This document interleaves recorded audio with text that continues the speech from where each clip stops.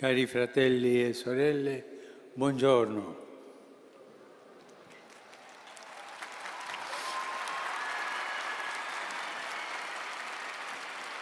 Terminiamo oggi le catechesi sulla misericordia nell'Antico Testamento e lo facciamo meditando sul Salmo 51, detto Miserere. Si tratta di una preghiera penitenziale in cui la richiesta di perdono è preceduta dalla confessione della colpa in cui l'orante, lasciandosi purificare dall'amore del Signore, diventa una nuova creatura capace di obbedienza, di fermezza e di spirito e lode sincera. Il titolo che l'antica tradizione ebraica ha posto a questo salmo fa riferimento al re Davide e al suo peccato con Betsabea, la moglie di Uria, l'Itita. Conosciamo bene la vicenda. Il re Davide, chiamato da Dio a pascere il popolo e a guidarlo sui cammini dell'obbedienza alla legge divina, tradisce la propria missione e, dopo aver commesso adulterio con Betsabea, ne fa uccidere il marito. Brutto peccato. Il profeta Nathan gli svela la sua colpa e lo aiuta a riconoscerla. È il momento della riconciliazione con Dio nella confessione del proprio peccato. E qui Davide è stato umile, è stato grande. Chi prega con questo salmo è invitato ad avere gli stessi sentimenti di pentimento e di fiducia in Dio che ha avuto Davide quando si è riveduto e, pur essendo re, si è umiliato senza avere timore di confessare la colpa e mostrare la propria miseria al Signore, convinto però della certezza della sua misericordia. E non era un peccato, una piccola bugia quello che aveva fatto. Aveva fatto un adulterio e un assassinato. Il Salmo inizia con queste parole di supplica. Pietà di me, o Dio, nel tuo amore. Nella tua grande misericordia cancella la mia iniquità. Si sente iniquo.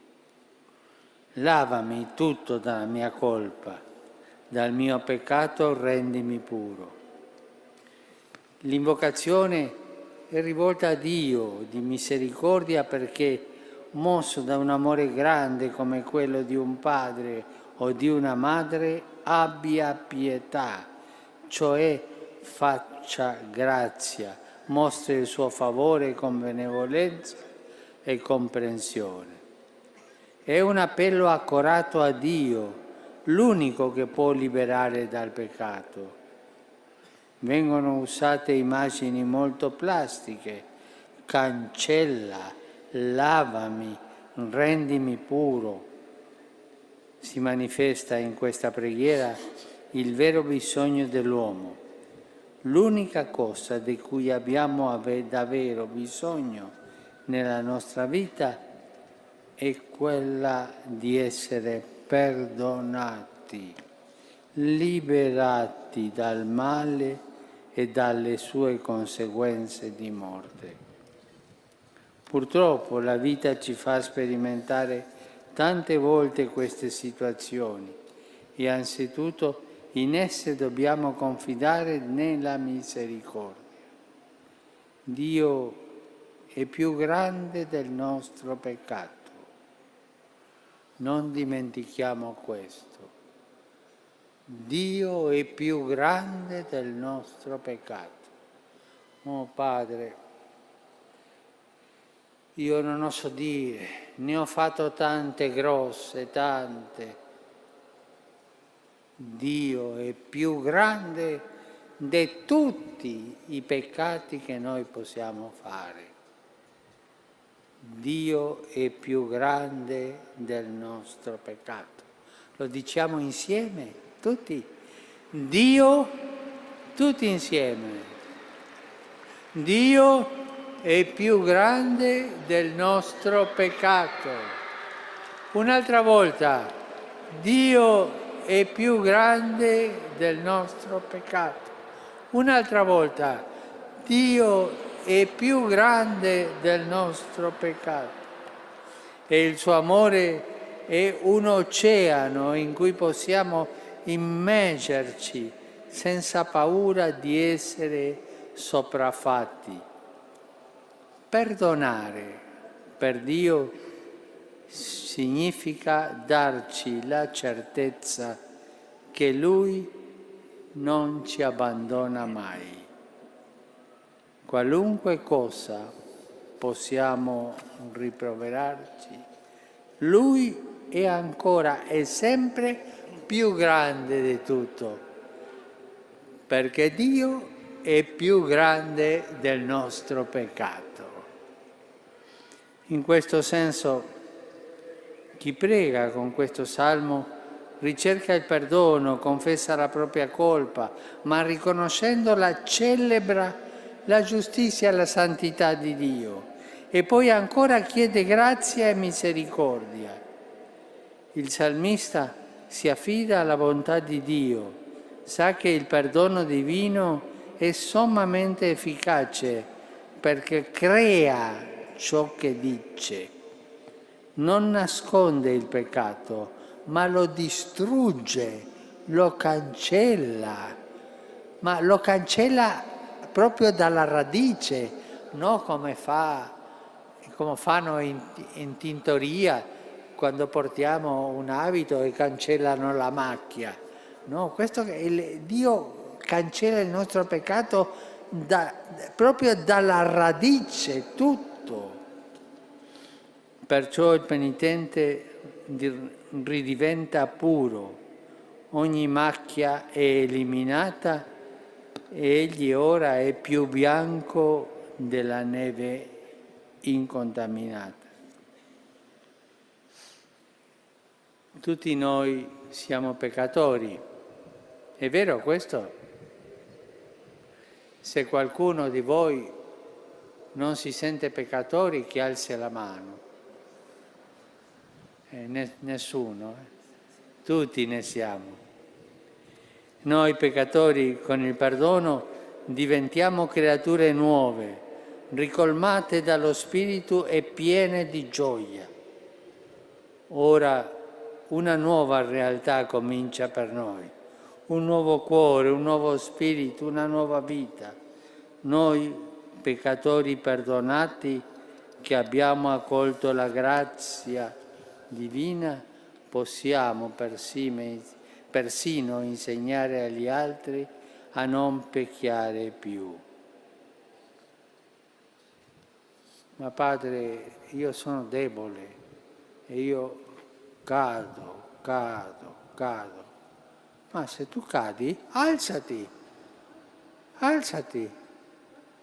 Quando un bambino cade, cosa fa?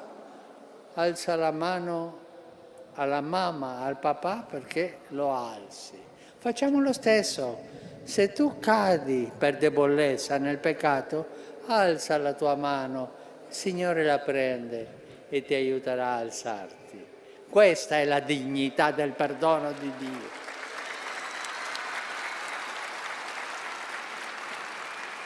La dignità che ci dà il perdono di Dio è quella di alzarsi, mettersi sempre in piedi, perché Lui ha creato l'uomo e la donna per essere in piedi.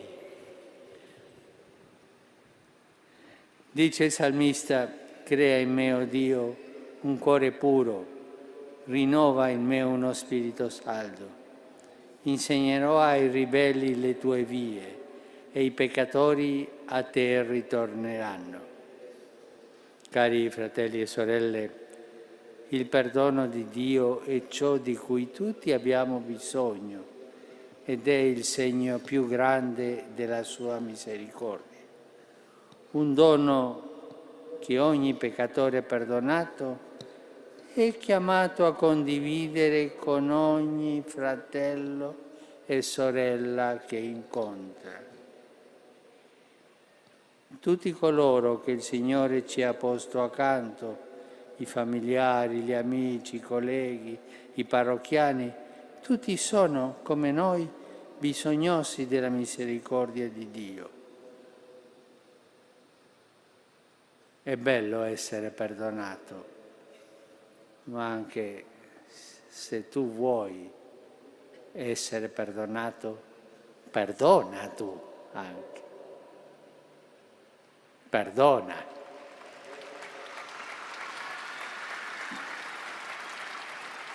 Ci conceda il Signore, per intercessione di Maria, Madre di Misericordia, di essere testimoni del suo perdono che purifica il cuore e trasforma la vita.